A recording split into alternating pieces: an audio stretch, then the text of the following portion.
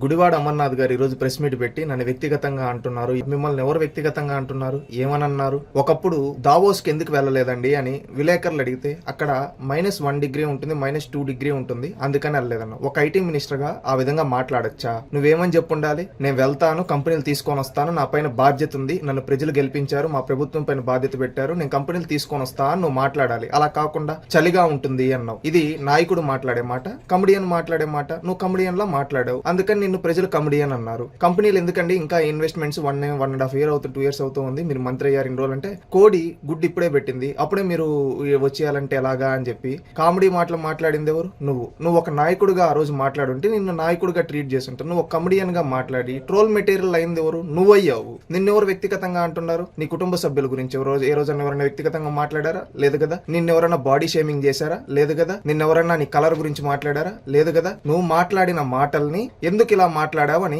ప్రజాస్వామ్యంలో ప్రజలు అడుగుతారు. ఎందుకు ఇలా కేర్లెస్ గా మాట్లాడతావని. అంత కేర్లెస్ గా మాట్లాడింది ఆ రోజు నువ్వు. ఈ రోజు వచ్చి దొంగ మాటలు ఎందుకు చెప్తావు? ఎవరు వ్యక్తిగతంగా మాట్లాడింది ఎవరో తెలుసా?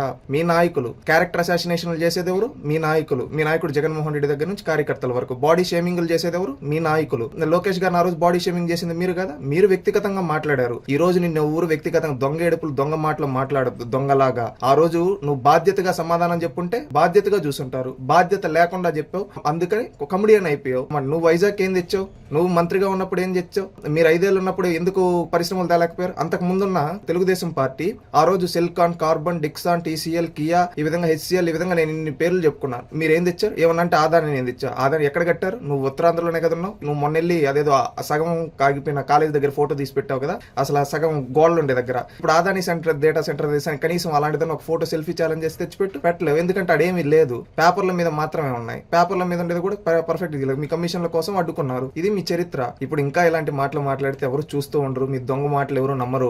గుడివాడ అమర్నాథ్ గారు ఇప్పటికన్నా మారి ఒక నాయకుల్లా మాట్లాడండి, కమెడియన్ లాగా కాకుండా.